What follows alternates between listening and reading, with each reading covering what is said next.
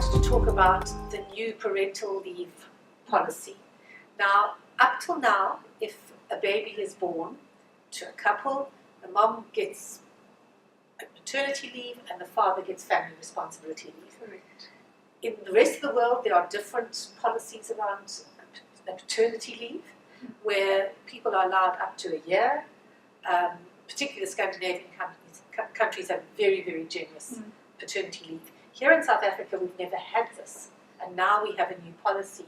Could you share a little bit about this? Because it's quite a big change. It is a big change, and it's gone a little further than we anticipated. So previously, a new parent who wasn't taking the maternity leave would take 3 days family responsibility leave, which is fully paid by the company.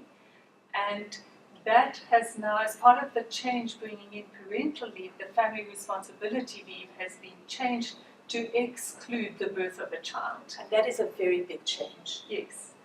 So now paternity leave, or parental leave, starts on the day of the child's birth, which is a bit tricky for companies because you can't always be absolutely sure when a baby is going to be born.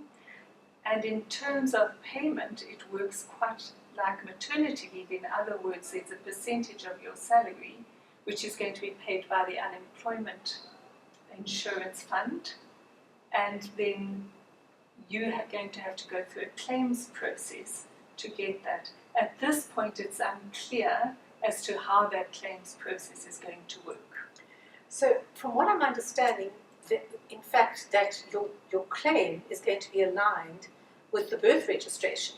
So when if a baby is born on the 5th of January and you start taking your parental leave from the 15th of January, that's not going to be acceptable, and you won't be able to claim the money. Right, you're going to have to give a birth certificate as part of this. That's, another very interesting fact about that. The second thing is that as it's a percentage and aligned with the way we do maternity leave, we assume it's going to be a similar percentage too. But somehow we haven't been able to quite establish exactly what the percentage is as yet.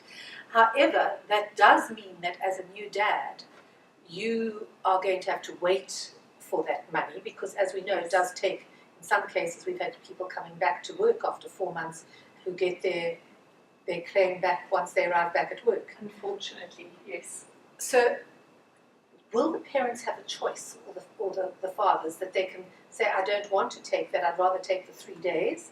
Or is that going to be in the company's remit to do that? I assume that company policy can override the basic conditions of employment.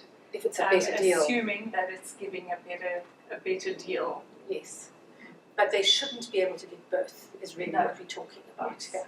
So it's a new policy. I think what we've got to talk about now is that it seems a little unclear exactly how the processes are working. We understand that UIF is figuring it out, about how to pay it out and how to claim, and that it isn't easy to claim at the moment. Well, so the Gazette has been passed, the law is in place, but an actual action date has not yet been set. So I think the Department of Labour is busy working out what they have to do exactly. So to all new dads out there who want to put this claim in, we suggest watch our space and do some maybe research around it. It's not quite as simple as it looks, but it certainly is a good thing that a father can spend 10 days with his baby and a partner straight after the birth. Definitely a step in the right direction.